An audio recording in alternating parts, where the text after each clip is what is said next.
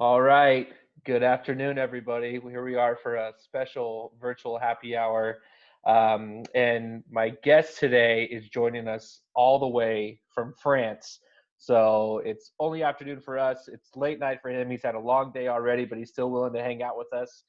He is he is a rum enthusiast, the owner of Left Hand Spirits, and he's known as the Crazy Dane.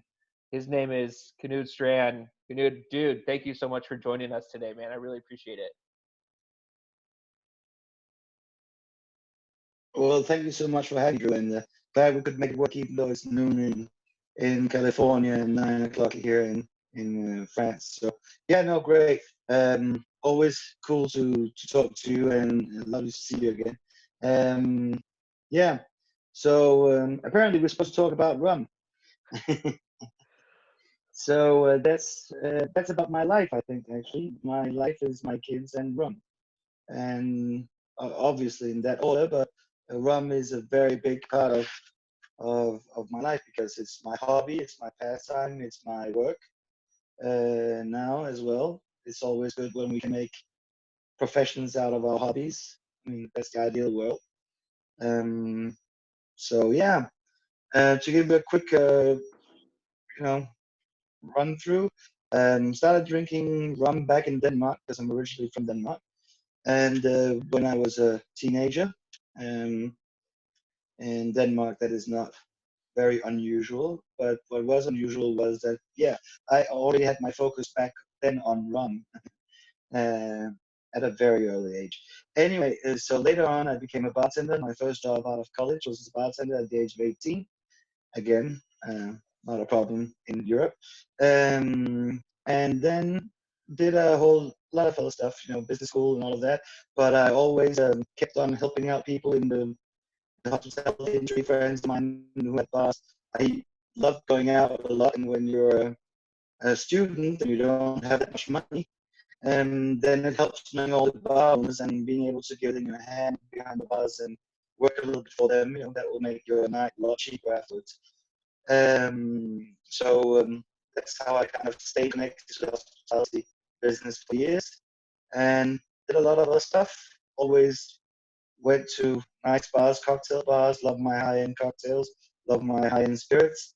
And then one day, one of my friends told me, "Do you want to work for this company that distributes, premium spirits?" And I was like, "Well, why not? That way I could make my hobby my job." And I started working for Bacardi Martini, and very good school. One of the biggest family-owned uh, spirits company in the world, and the biggest family-owned rum company in the world. And worked there for 7.5 years. And after that, I realized, first of all, it's very hard to compete with those mega brands and their marketing pull and their, um, the everything that they have going for them as global brands. So, and at the same time, as a passionate person, I started finding out all of these new products coming out. Organic cachaças from Brazil, and all these new and interesting small rum producers from all around the world starting to making rums. And I was like, okay, if you can't beat the big guys, then let's just do the opposite. Let's work for the really small guys, the really craft people, the really craft brands, the ones that don't have marketing budgets, that just have, a lot of spirits and a lot of heart put into the work, and are trying to make the best organic, even though not certified or certified organic products, pure products that, when my kids grow up later, I can be said, Dad wasn't just going from bar to bar, from liquor stores selling booze, but he actually tried to make this world a better place, selling stuff that was made in correct ways, that helped out local populations, that help that do stuff in the right kind of way. At least that way we can, get a little buzz on with and feeling good about ourselves because we're actually, making a difference, one glass, one bottle at a time. So yeah, that's basically it. So a couple of years ago, after I had launched the former associate of mine, Cachaça Novo Fogo, that you guys in in America have heard about, I think, because it's pretty well distributed in the US. We started distributing that all over Europe, and then I did some Pisco as well. Always in my small pots, little pure pots. I don't have anything against say little pots. It's just that well, I prefer working with pasta pots because they represent more taste I like. Some more heavy, flavorful taste.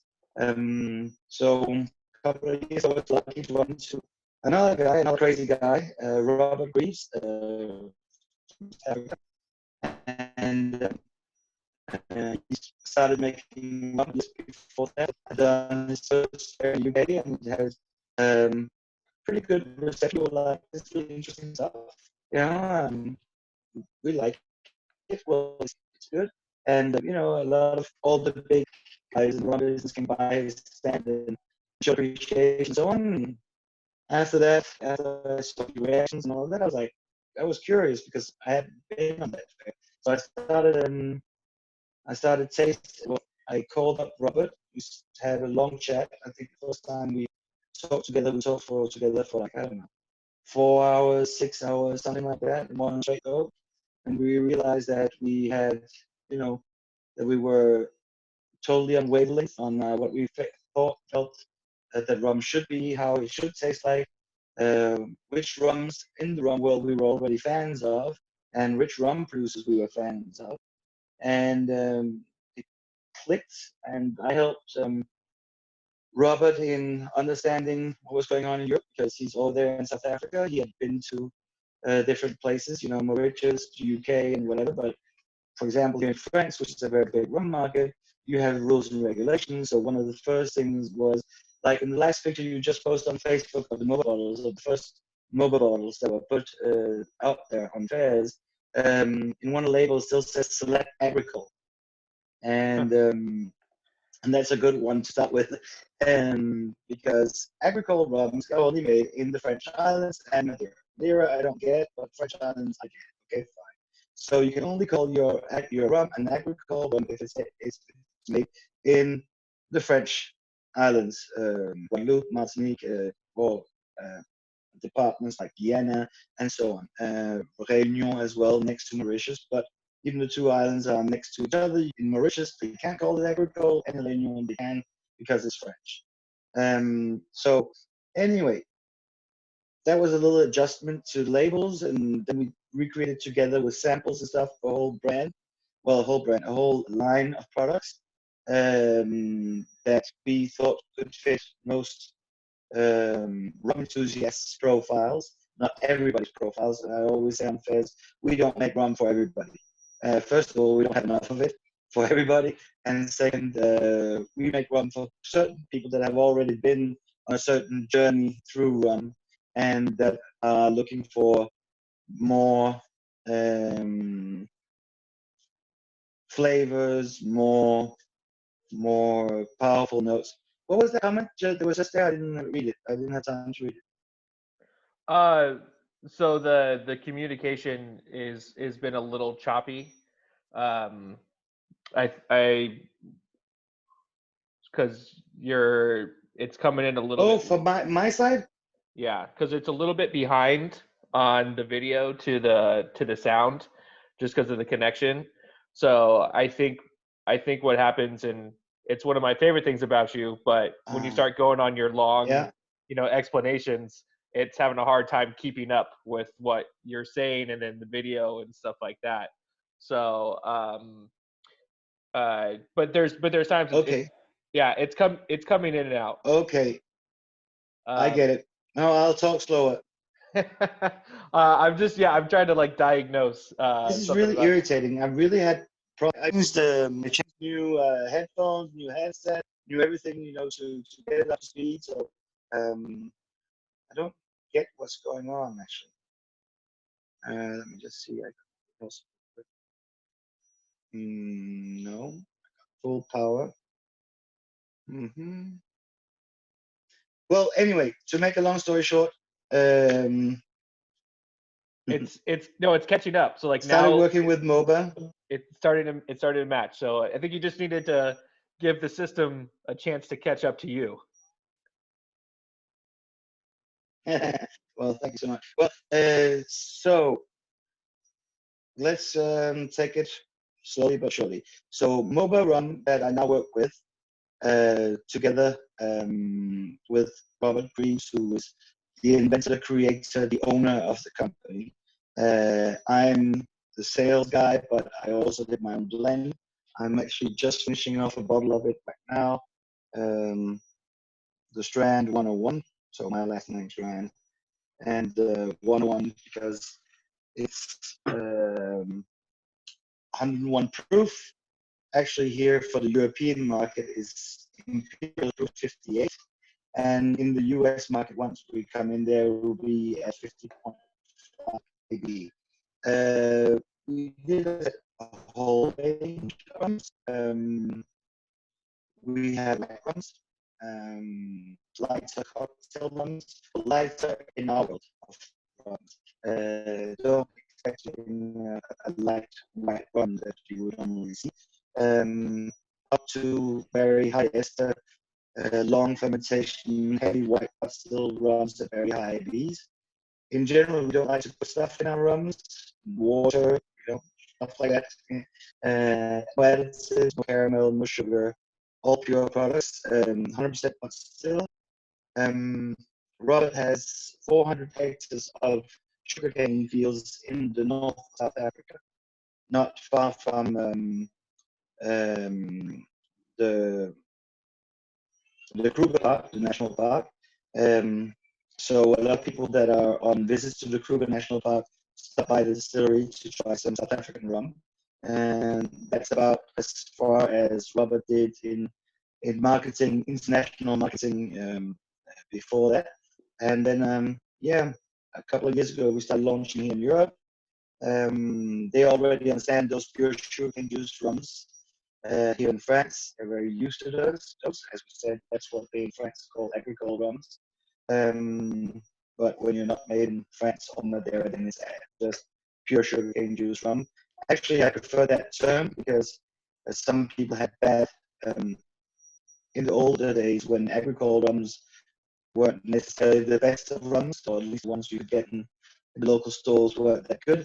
Agricole rums weren't necessarily for everybody. So pure sugarcane juice rum, I think it's a very good way to describe what our rums is. Everything's made of distillery. Everything from the labels to the t-shirt I'm wearing was printed at the distillery.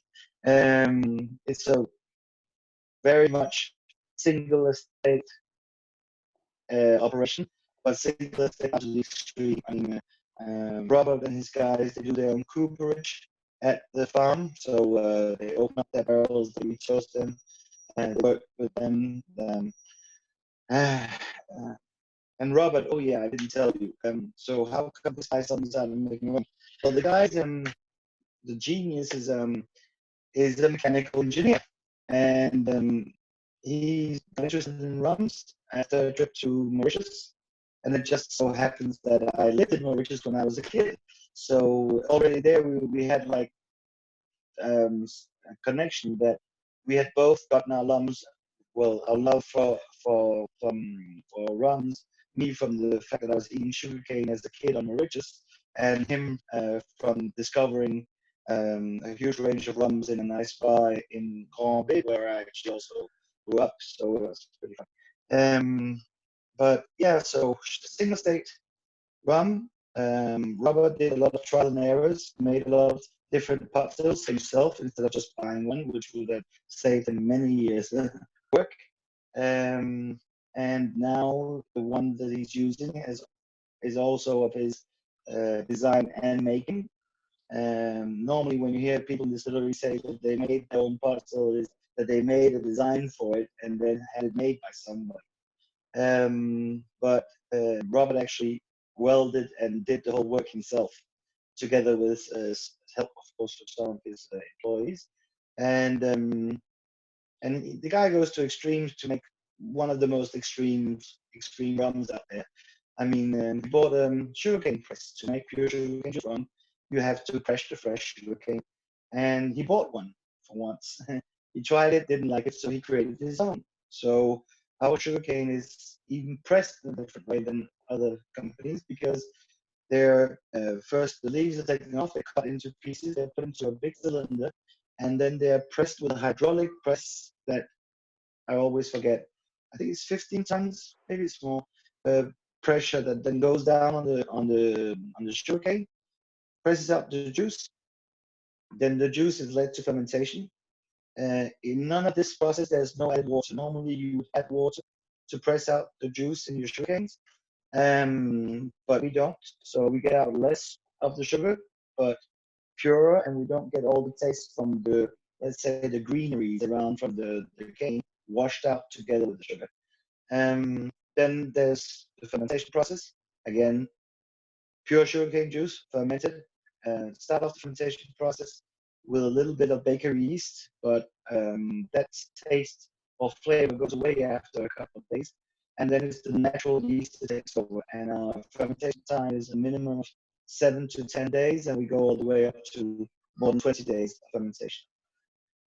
Anyway, after that, distilled, Robert makes all the cuts, and then we decide what we'll turn those cuts into.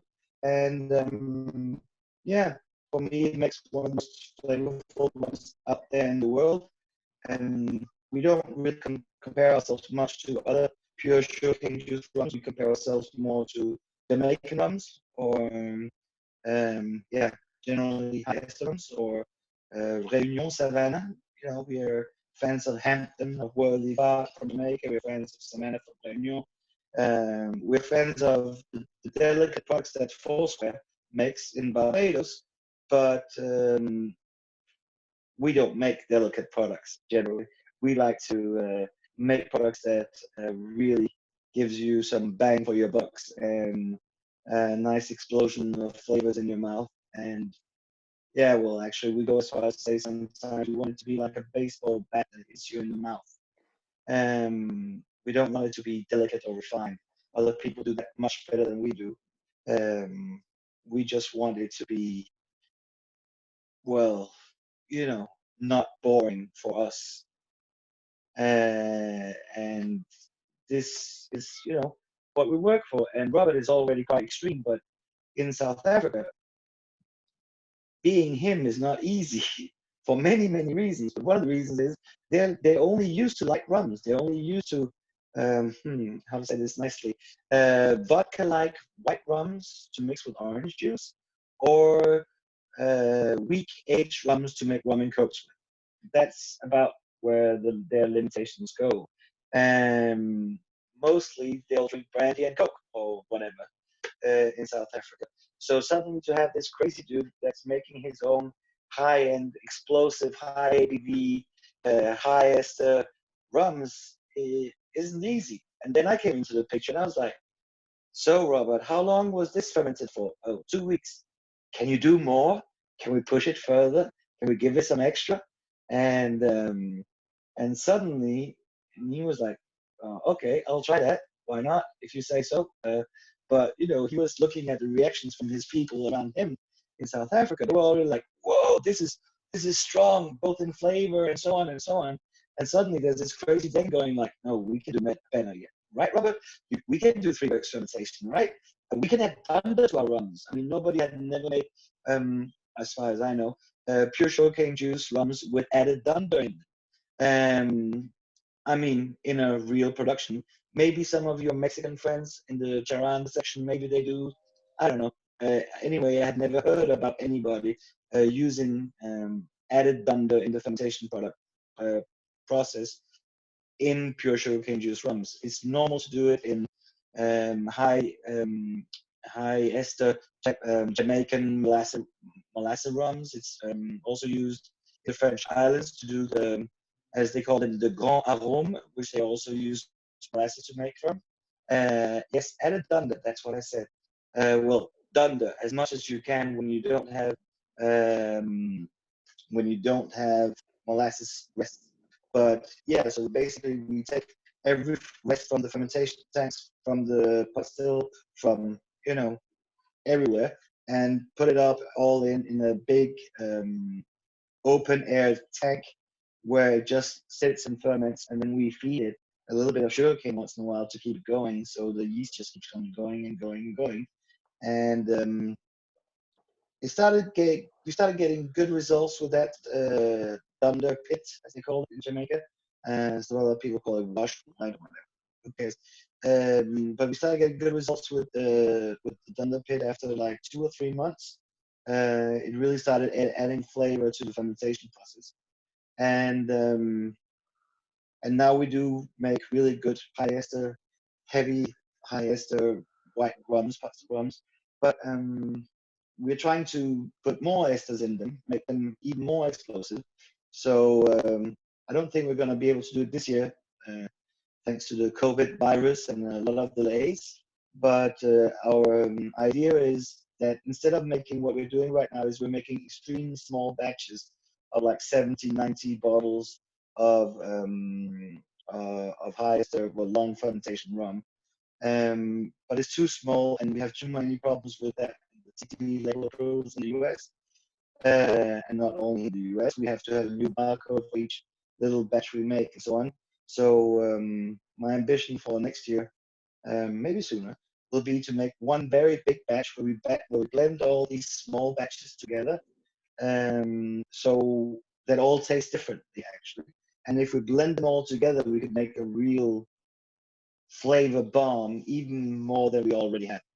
And that's what Mhoba is all about. We are not stopping. We're not happy with the result that this is now. But we are quite happy with how things are now. But we want always to make it even better, even crazier, even you know more extreme to give people like us who are you know rum fanatics, rum geeks, or whatever you want to call it, something new to come for, to come for, but also to be out there, um, you know, going up against the best mezcals and the best piscos and the best whatever. I still haven't had my formal.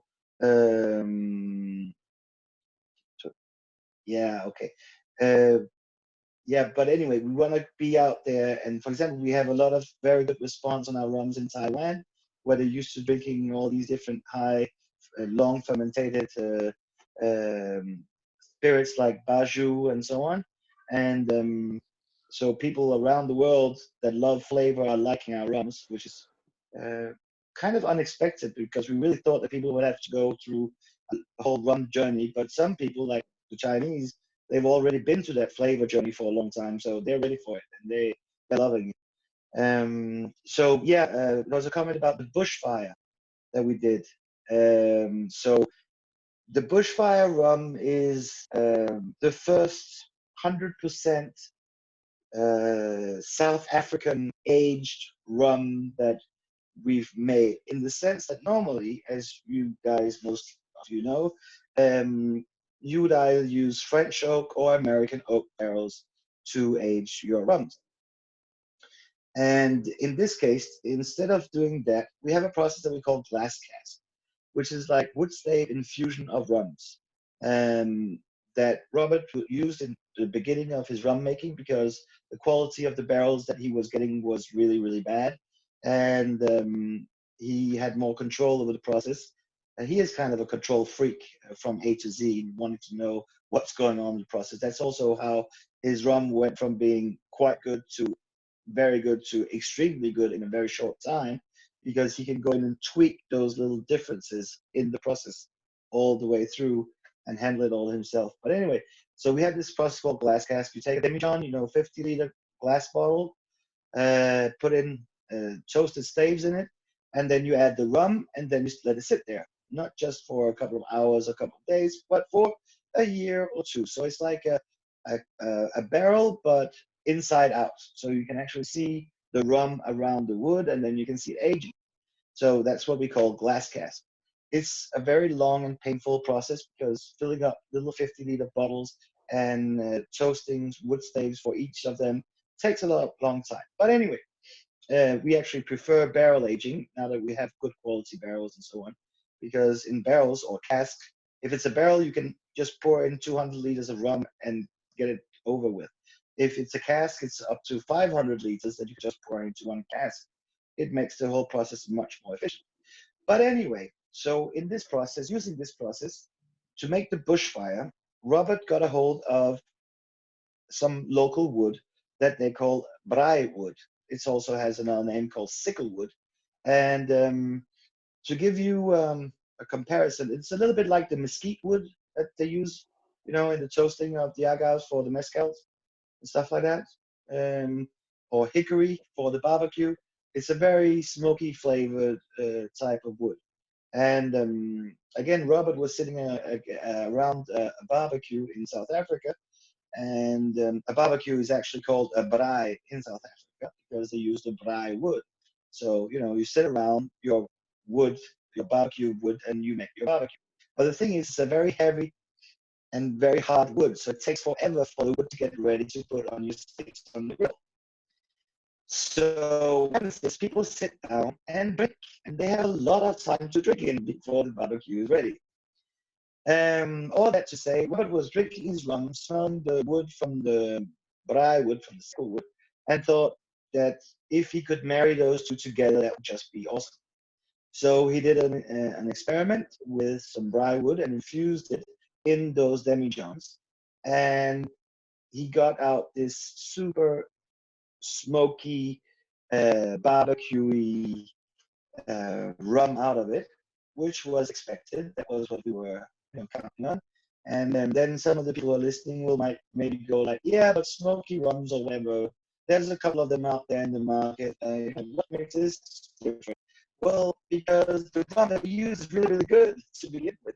And we did some testing with I did some tests with some people, and in the middle of all that smokiness and rich, full, woody, barbecuey rum flavors, then suddenly, since we always do kind of high ester, well, flavorful rums anyway, suddenly in the middle of it, you get lychee fruit, and you get all different other exotic fruits in the middle of that smokiness, and you go like, what the hell is going on here?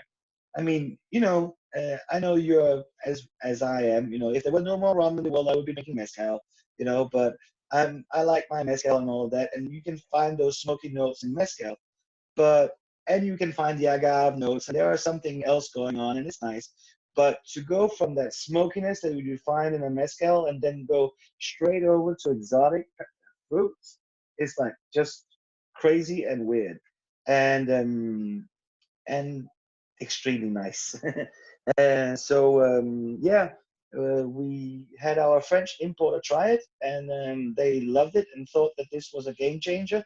Again, like most of our rums, it's not all of our rums, but as most of our rums, it's either you love it or you hate it kind of product. But they thought that it hit some good notes, and they've actually just bought the first shipment, and we know it's going to be a very big success here in France around barbecue season here this summer. So a lot of people are already looking forward to it. So yeah, awesome rum as always. But yeah, to give you a quick lineup, we have the American Oak, which is my rum and coke rum. Um, Easy American oak. The vanilla, slightly vanilla taste, slightly smokiness. It's nice. It's easy. The funny thing is, even though I considered it my rum and coke rum to begin with, it's now also the rum I use to smoke cigars with, because it's one of the few that's only at 43 ABV, so 96 proof for the US. And it's much nicer actually when you smoke a cigar for your rum not to be too high ABV, because if not, it happened to me. I was drinking my 65%, 130 proof rum while smoking a big cigar, and when you inhale hot smoke with 65 ABV rum in your lungs, it hurts. It's not fun. I mean, it's not a good idea. So anyway, when I smoke my cigars, it's with American Oak. It's our cheapest and best aged rum. Can you talk about using charcoal char bells? Well, so the charcoals that I use, well, I was just talking about glass cask first. So, for example, to make the American oak, we put them in glass cask. So we take American oak staves, fresh, new ones, that they cut and slice in the distillery, well, at the farm. and then they toast it over charcoals. So that's that part. And then, since you're asking about the charcoals used for uh, uh, burning or charring the barrels, it's because we use those same charcoals. When we open up the barrels, we put a little bit of flame in there, but then we roll around the barrels with charcoals in them. It gives you an extra nice of um, smokiness inside the barrels. And it's not a note that you will find like obviously in all our rums, all our H rums, on the first hit, but maybe on the second or the third or the fourth time you try it, then suddenly there's a little bit of smokiness coming in there, you know. So, and it's a very nice way to burn or to char your barrels in a slow way without over charring, and your barrels but still charring them deep. You know, so the same thing can be achieved by using a mid-sized flame and turning it around and around and around for a long time. But the charcoals just add to that, and we don't have a real gas flamethrower at the distillery yet, so it's easier done that way. Yeah, but everything is, as I said, done at the farm, and it just makes the control of the product extreme. And I mean, you know, the other day I was talking to a friend of mine about rum, weirdly enough, and we were talking about these companies like Bacardi, Abuelo, um, um, Flor de Caña, and all of those guys that have hundreds of thousands of barrels. We hope that at the end of the year we'll get up to 100 barrels. You know, we are hoping for 100 barrels, where those the other guys are managing hundreds of thousands of barrels. It's just we're not playing the same ball game. We're not even playing the same game. You know, we're not even playing on the same planet as those guys. We're totally apart, which means that we can actually monitor and in an extreme way each barrel and treat each barrel the way, when I say treat, I mean char it the way we want it, you know, use the barrels the way we want it, in a whole different way than the big guys. So it's a real craft product. So you asked, I saw a question about how big the farm is.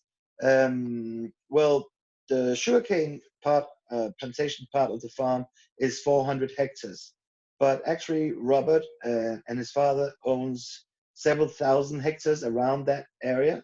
And so, but right now, 400 hectares are exploited as to do sugarcane, and it rains very little in that area of South Africa, but there are some very big rivers flowing out of the Kruger Park, and they actually irrigate most of that whole area.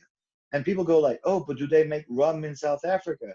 We didn't even know they had sugarcane." Well, actually, South Africa is a very big player in sugar, and there is, to my memory, 16 sugar plants.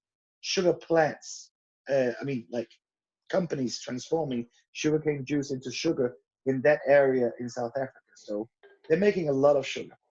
Um, and the climate is kind of stable. So that means that we can cut fresh sugarcane 9 months a year, even a little bit more if we're lucky. So we can actually make rum 9 months a year.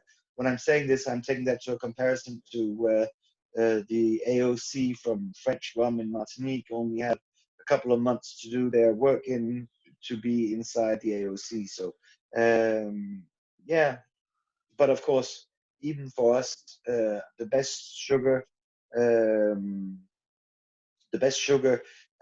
we get out of the cane is during summertime. So European wintertime, um,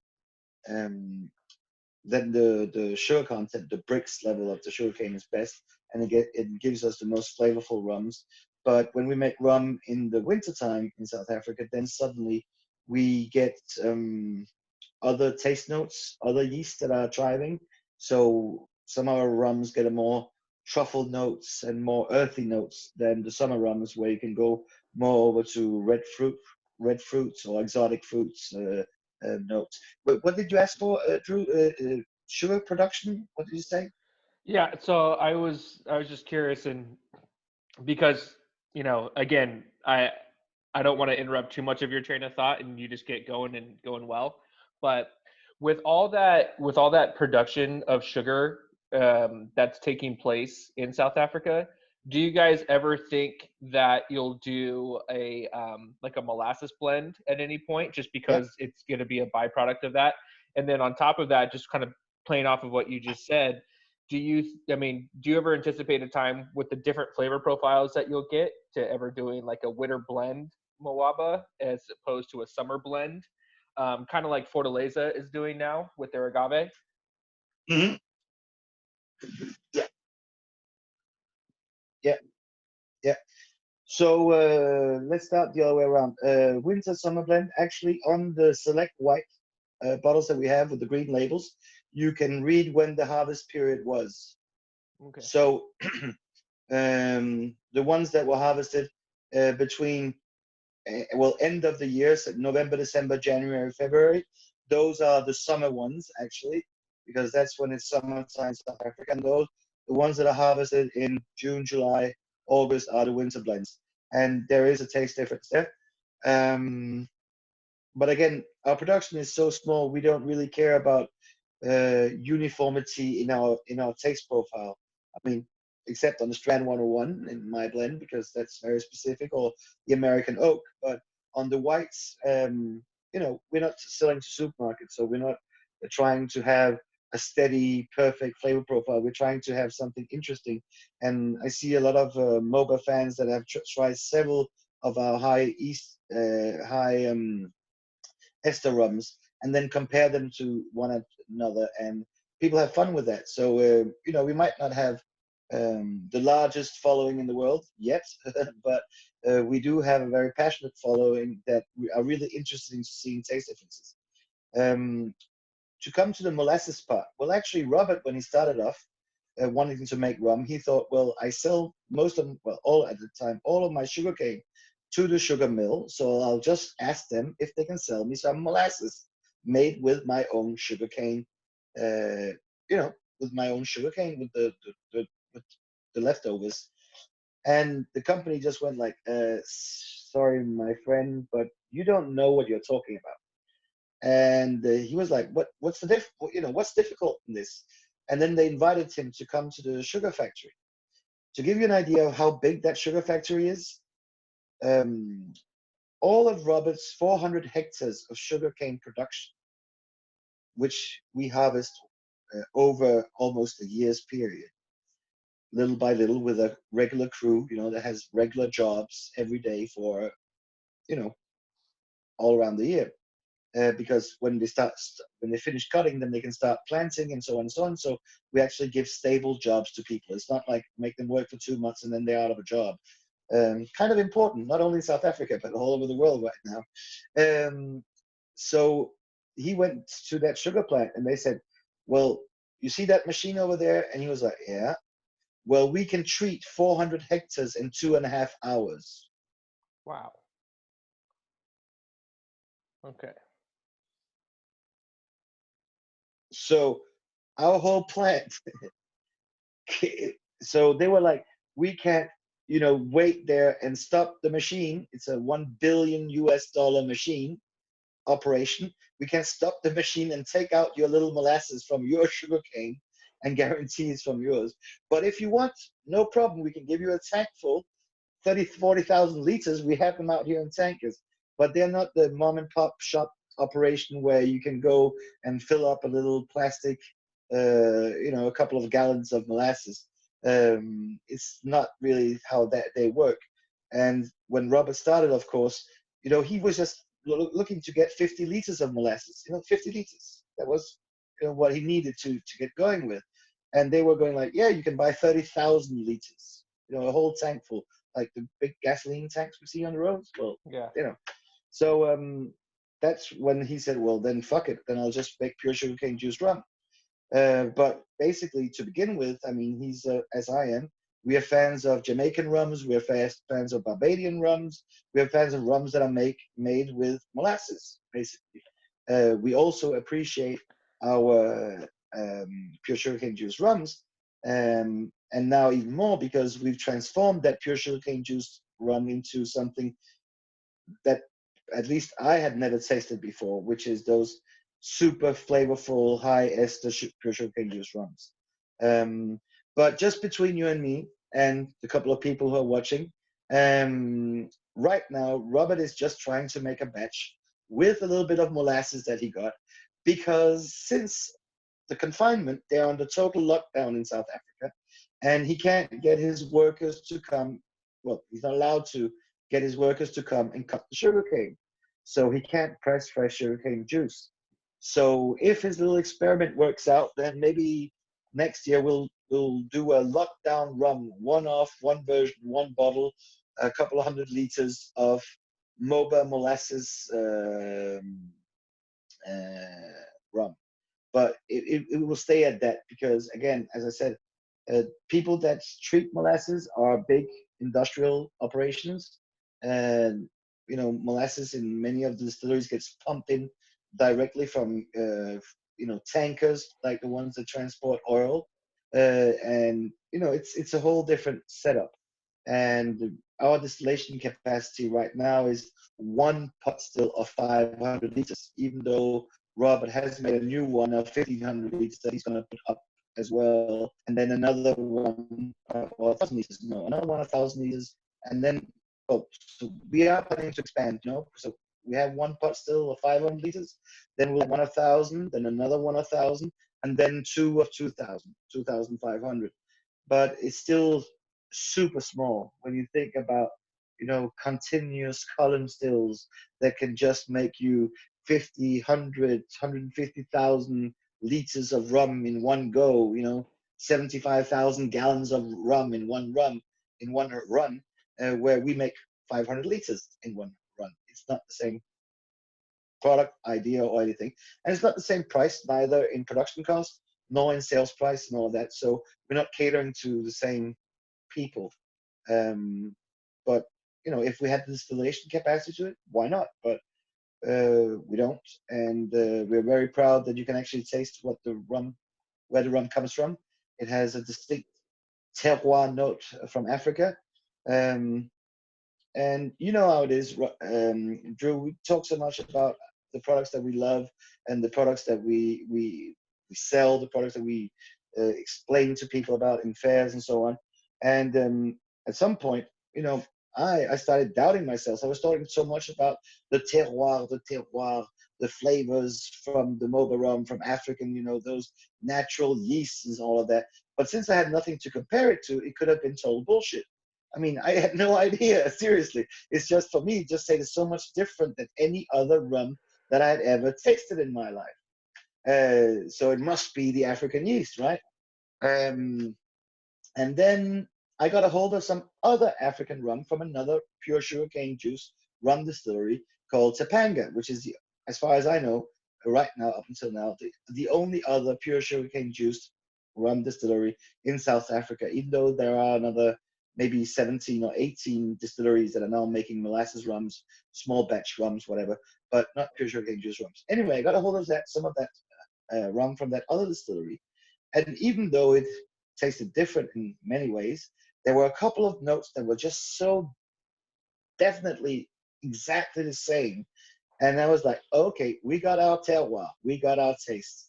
Here we have the proof that two distilleries making pure sugarcane juice rums in two different parts. Uh, it's still the same corner of South Africa. It's actually just a couple of 100 miles away, but making rums in two different ways with different methods, different stills, we still get some of the same flavor profile, and that is really the um, the South African flavors and the terroir from that. So yeah, really really cool stuff, and yeah, just love it. It doesn't seem like work when you're doing stuff you love. So yeah. Any questions, Drew? Yeah. Please let me hear you talk. I love to hear you talk. well, it was, again, it was funny, like knowing coming into this, I was like, I know I'm not going to get to talk a whole lot, so I got to make sure I take advantage when I get to talk. Um, but one of the cool things that you guys do, and I think it does add to the flavor profile of the rum as well, is the copper pot and steel stills that Robert made. They're actually kind of opposite of what a lot of people do for their stills. So the base is actually steel and it goes up, and then into your condensers is when you start to actually hit copper, and that's when you start hitting copper plating and stuff like that. And and again, like most of the time you see it reversed, where you have the copper is the base, and that's where it really pulls a lot of the different stuff out of the out of your distillate, and then it hits steel plates. When Robert was doing that, was that something that he was like, yeah, I definitely want to have it that way because of this reason? Or what was, do you know what his thought process was in kind of having a more of a reverse kind of still? Yeah, yeah. Well, first of all, normally us craft produced lovers, we love our open fire stills, like in the good old days when they were making whiskey in Scotland or making mezcal in Mexico. But Robert doesn't do use that because he's using a form of heating system, like a central heating system, where the oil gets heated up outside the distillery with the bagasse, with all the dried sugarcane fibers. So that those are being used to fire up the oil. So already there you have a double wall where these coils run around in and heat up the still itself. And then if you listen to anybody that knows anybody about distilling, most of them will tell you that the copper is there to get rid of impurities, to get rid of sulfur, to get rid of whatever stuff that we don't like and that might be bad for you. So Robert decided to put in copper everywhere in the still where it would be in contact with the distillate product. So as soon as the evaporation starts, where the evaporation hits, there's copper all the way through.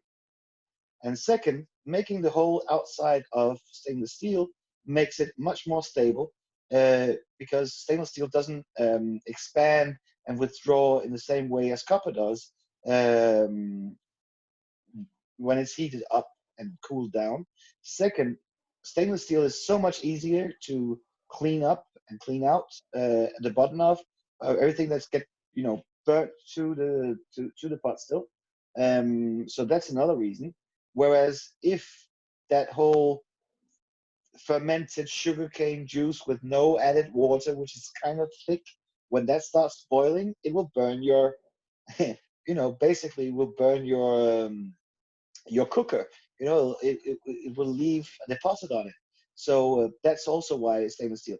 The funny thing was when I saw Robert's pot still, for me, I had never seen a pot still like that in my life. But then, and this is what I've realized in my long rum journey, every time you think you know stuff about rum, that means you actually don't know shit. Because there is so much more to know than what you could ever get around to knowing. So I was at a master class of what's his name again, the master distiller from Santa Teresa rums in Venezuela, and he was talking about the 1796 Santa Teresa rum that they make that has a little bit of pot still rum in it. And since I know the guy very well, I just forgot his name right now. 60 days of confinement will do that to you. So I asked him, could you please put up a picture in your masterclass of your pot still? I've never seen that picture. And I've been to Santa Teresa rum distillery several times because, well, I just happened to be married to a girl from Venezuela, and I happen to have lived in Venezuela for 1 year. And I used to enjoy their rums a lot. I still do sometimes in a good rum and coke when you just want to relax and have a nice cool drink without getting your taste buds exploded. But so he showed a picture of it, and it says 2,000, 2,500 liter thinking back pot still on 3 legs, and it actually looks very much like Robert's pot still. Very interesting. Well, go back to work. Some people have to work right now. Here, here in France, it's a national holiday, so we had a good time. But yeah, no. So that's actually it. But before it actually goes into the pot stills, and since we're geeking out here on distillation methods, there's actually two strip stills, which here in the if it was in France, which would be what we call wine heaters, where first the fermentation liquid is heated up before going into the pot still. So that's the whole process. And then when the rum starts running out of the pot still, instead of just you know taking the heads to one side and then keeping the heart to one side and then taking the tails to one side again, Robert actually cuts up his rum many more times, 3 or 4 more times. So he'll get the start of the heads, the second part of the heads, the third part of the heads, and so on. And then first part of the heart, second part, third part, and so on. And then tails, first part, second part, third part. And that makes him able to play around and blend his different white unaged rums to get exactly the flavor profile that he wants and the taste profile and the heaviness or lightness that he wants. Well, we don't never want lightness, so that's just bullshit. We only want heavy rums. Yeah. And and so how many people are you guys able to employ in South Africa?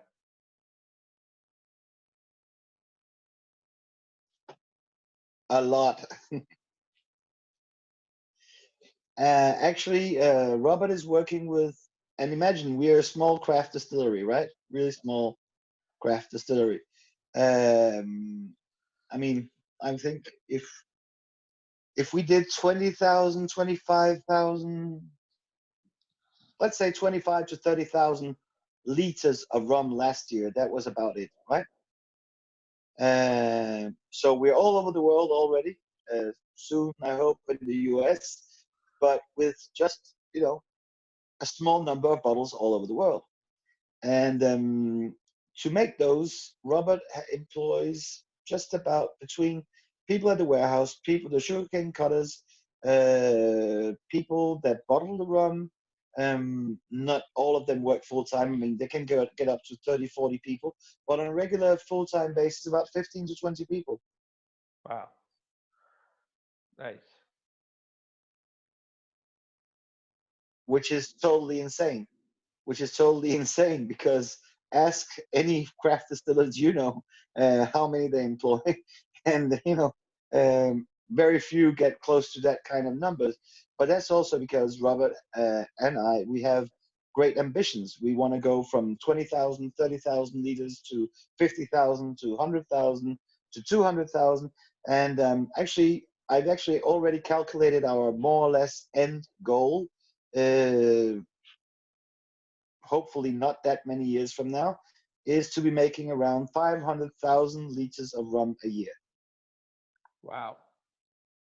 which compared to what we're doing right now sounds big, but compared to the big guys is very small still. Right. Not yet available in the US, but we are working hard on it.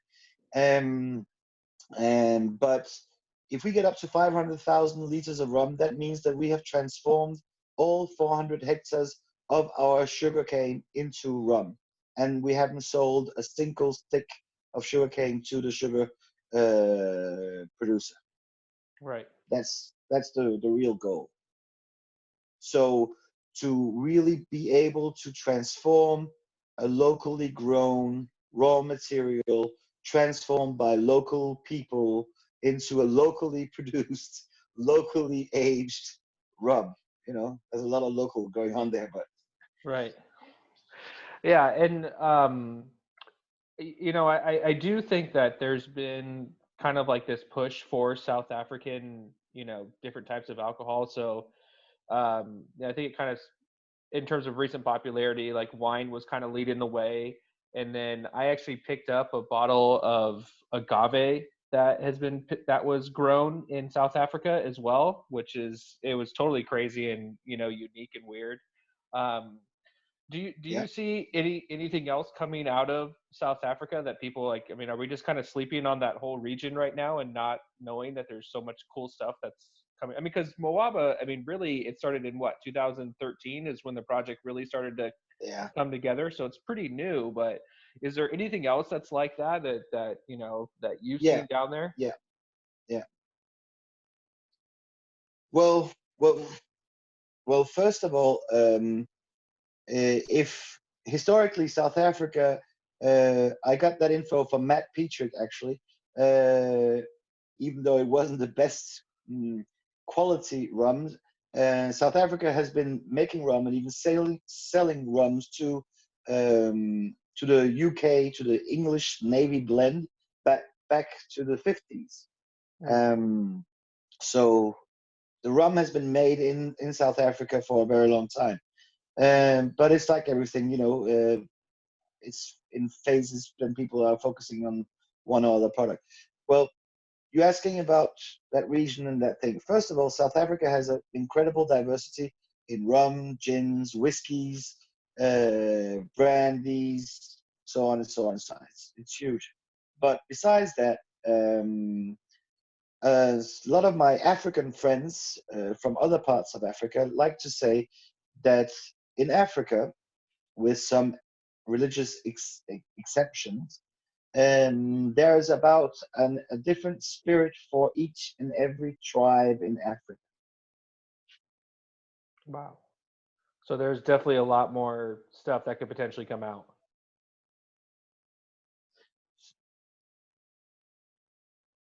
It's huge.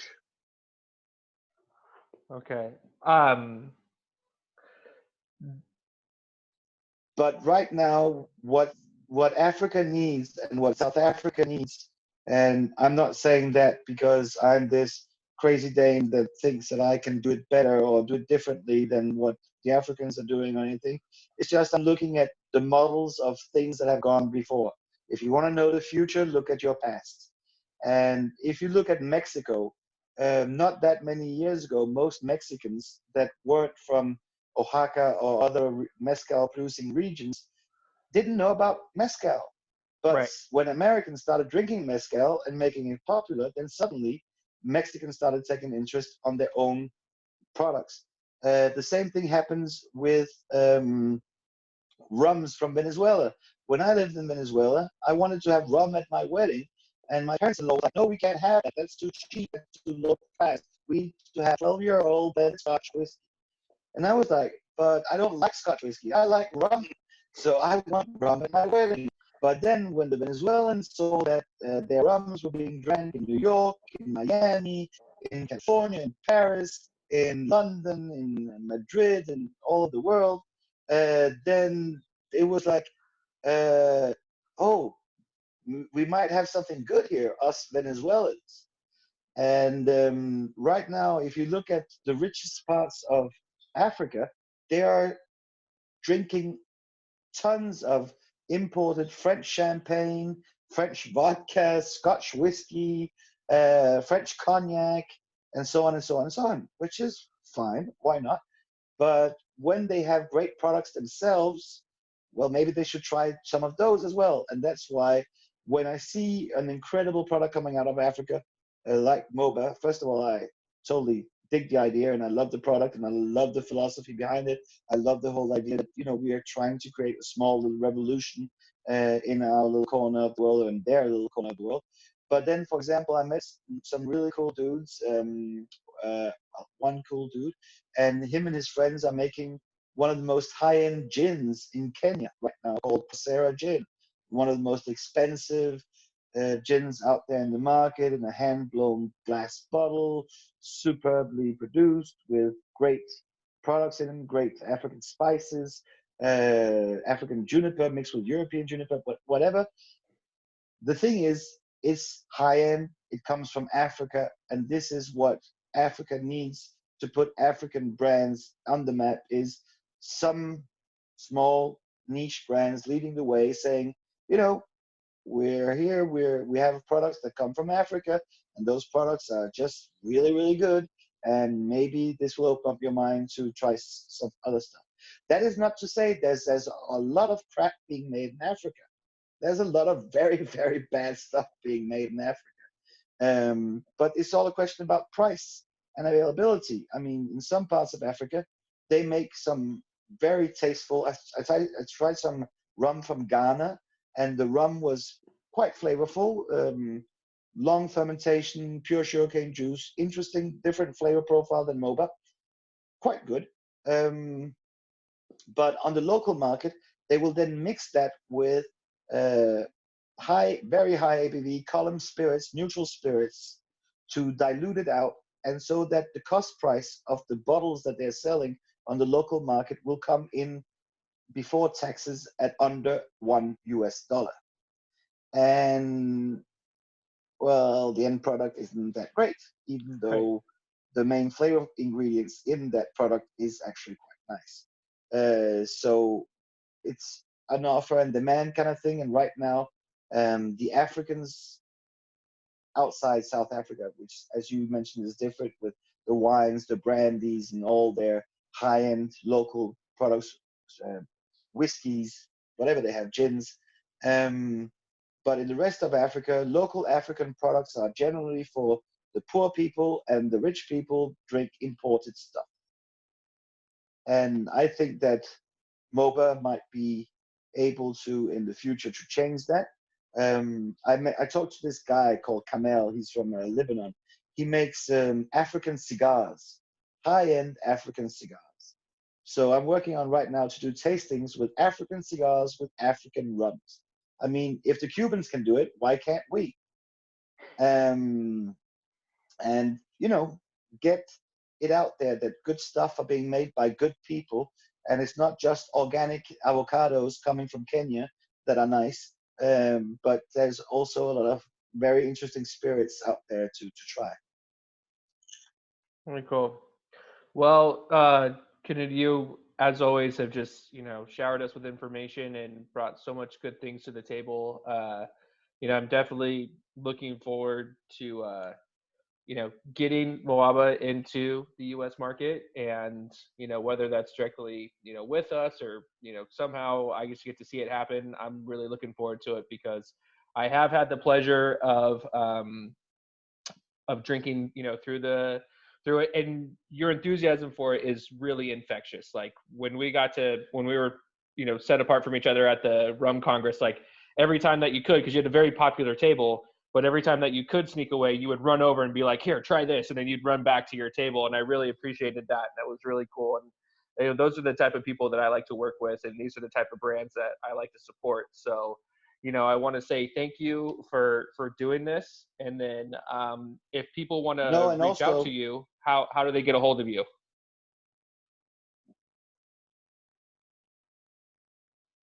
Facebook. Add me on Facebook or Instagram, Strand101 on Instagram, and on Facebook, you posted a picture of me holding a bottle of Mhoba Strand 101 in the hand.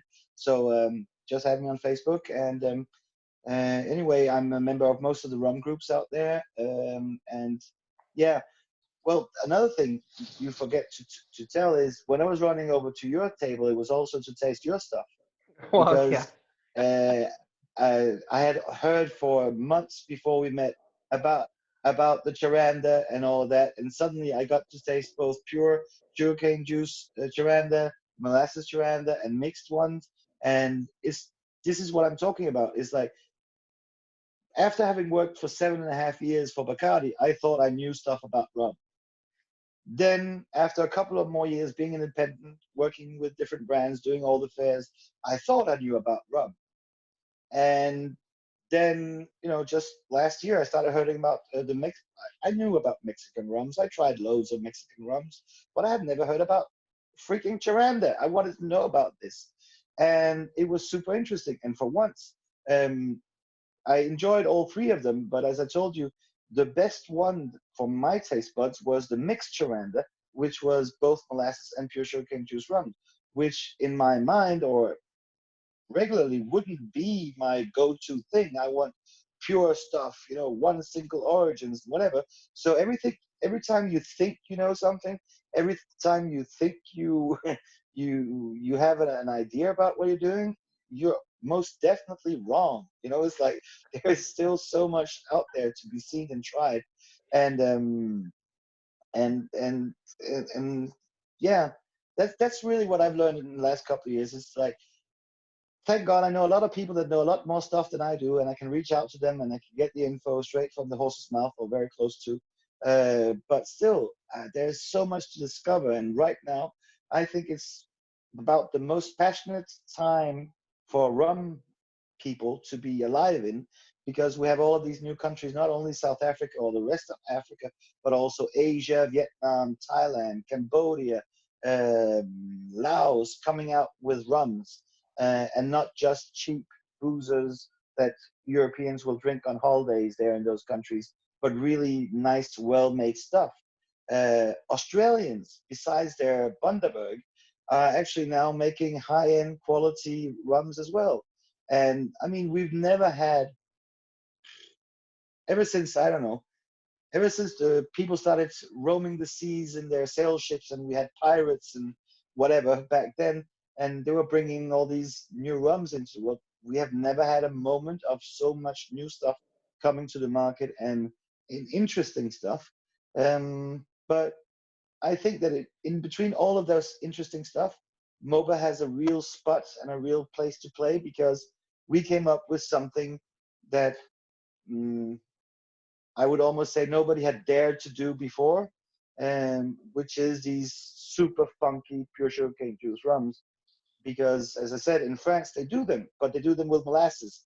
Nobody messes around with their pure sugarcane juice. It's too precious. It's too expensive. It's too delicate.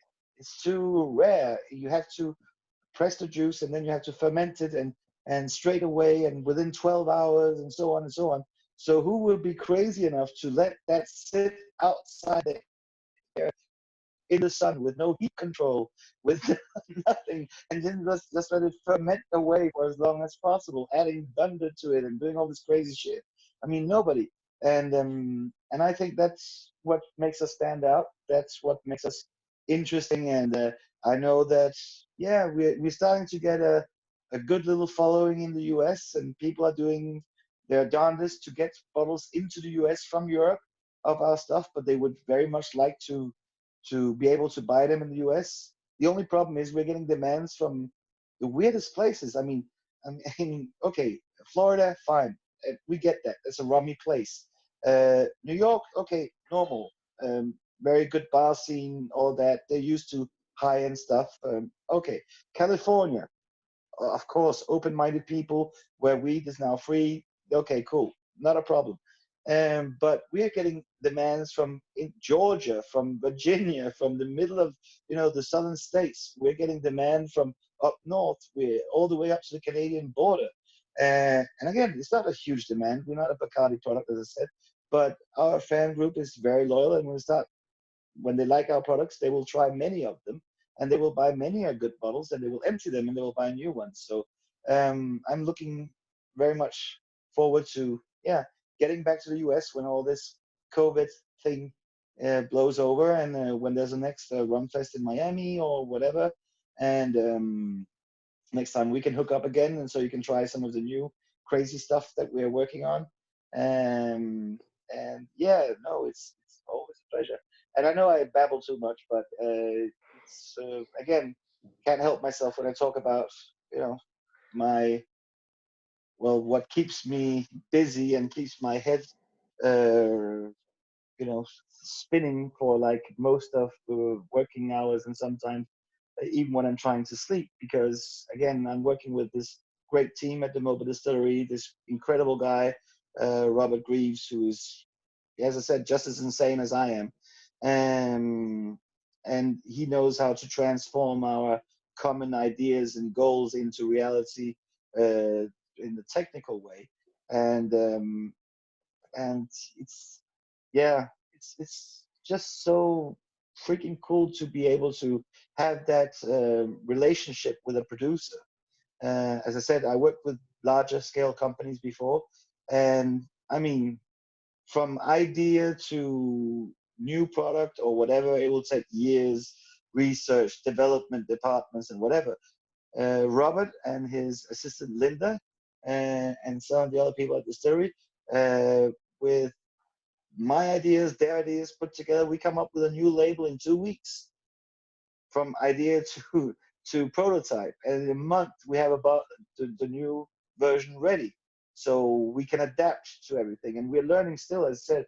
I mean, for example, on this bottle here, the Strand 101, at the end of the bottle, it says high ester and glass cask blend, which is fine, except that people don't know what the fuck that means. And my Strand 101 is basically, after having made the blend, this was what I wanted as a Navy style rum. So in some of the newer versions, this will say Navy style rum, so people can understand kind of what it is. So yeah, we're developing all the time, and it's going on, and it's just a lot of fun. Yeah.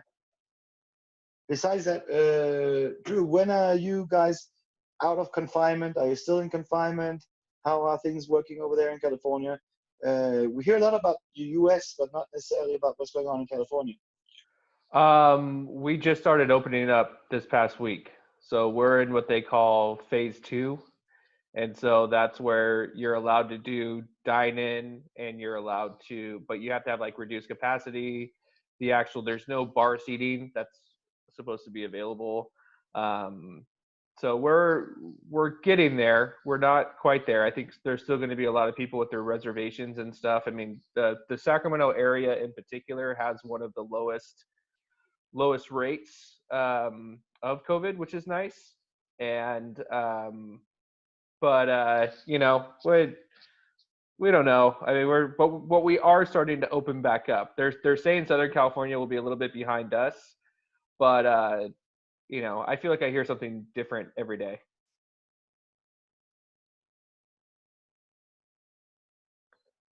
Yeah, well, same thing going on here. I was very optimistic and thought everything would be open up again on 15th of June. Then that was about 10 days ago. Then a couple of days later, I was really pessimistic. And now I hear that bars in Paris are opening up again, only for takeaway, but they're still opening up. So basically, it's illegal to drink in the street, but you can buy a pint at a bar and then go in the street and then be fined for it or whatever. I don't know, and I don't get anything of what's going on anymore either. And it's just like cross fingers, hope for the best, and hope that the old, the weak, and people with immune deficiency problems are safe and stay away from crowds, and that the rest of us can get back to working and making some money again. Because before the COVID virus hit us here in France, we had already had 2 months of national strike in December and January. So let's just say that it has been very difficult to get work done in the last 5 months in France, 6 months even. So yeah, we're looking forward to getting out of this. And as I said, we got an exception to export out of South Africa, which is still on a lockdown, very severe lockdown in South Africa. So we we have a container leaving soon to the European market.